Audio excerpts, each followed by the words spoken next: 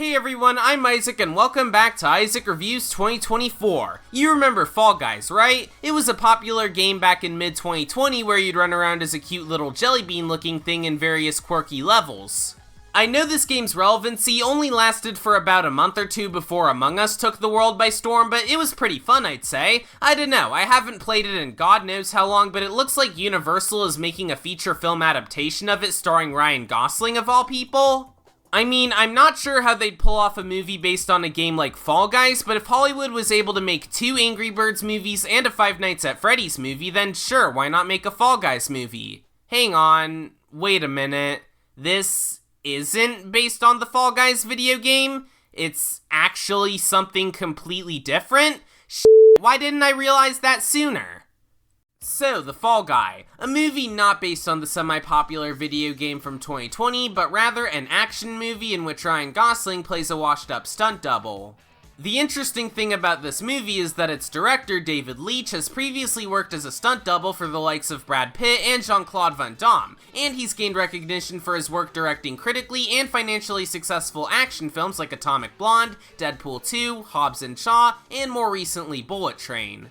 With all this experience, it makes sense that Leitch's next project would combine 2 of the things he's best known for, stunts and action, and The Fall Guy certainly looked like a fun watch from the trailers, so I was hopeful that I'd have a good time, and I certainly did. It centers around Colt Seavers, a stunt double for world-renowned actor Tom Ryder, who initially left the business following an accident, but he eventually returns after a year to do stunts for the directorial debut of his love interest Jodie Moreno, who hasn't been too happy with his silence following his injury. However, tensions begin to rise both on and off set when Ryder suddenly disappears without a trace, and Colt ends up finding himself ensnared in a sinister plot that pushes him to the edge of a fall more dangerous than any stunt.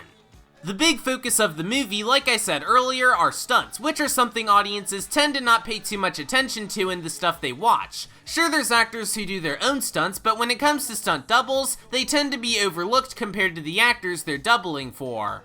With all that being said, the action and stunt work in The Fall Guy is top-notch. This is a movie David Leitch was absolutely perfect for directing, and his expertise in action shines with the expertly choreographed fights, the great soundtrack and score, and the over-the-top stunts. One of them even got a Guinness World Record. And I think it also provides a good commentary on the importance of stunts and all the moving parts involved in making a major blockbuster.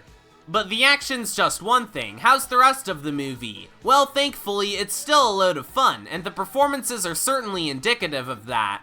Ryan Gosling shines in the lead role with tons of charisma and a strong amount of kenergy in his screen presence, and balancing him out is Emily Blunt, with whom he has some fantastic chemistry. But don't worry, the rest of the ensemble cast also did a great job here. And all the while, The Fall Guy provides an engaging story with some great humor, solid pacing, nice-looking sets, and some insightful commentary on the film industry at large. However, if there was one minor problem I had with The Fall Guy, it would have to be the villains. Yes, believe it or not, this movie has a twist villain. Well, there's actually 2, but they're both working together. And personally, I wasn't all that surprised that they were secretly evil the whole time, and I found their motives to be insanely convoluted. Other than that, I had an absolute blast watching The Fall Guy. The action was big and bombastic with phenomenal choreography, not to mention how the actors brought their A-game to their performances and how the writing was clever and really funny. If you like Ryan Gosling and or action movies, this is one you absolutely won't get enough of. I know it's not the only big action spectacle coming to theaters this month, but it's definitely one of the best ones we've gotten this year so far. 9 out of 10. Next time, I'll be talking about Unfrosted. You'd think that a movie about the creation of the Pop-Tart from the B-Movie guy would have been better, but alas, it's a boring and unfunny slog with hardly anything memorable to be found in it. In the meantime, thanks for watching this episode of Isaac Reviews 2024, subscribe for more videos like this, and I'll see you all next time. Bye!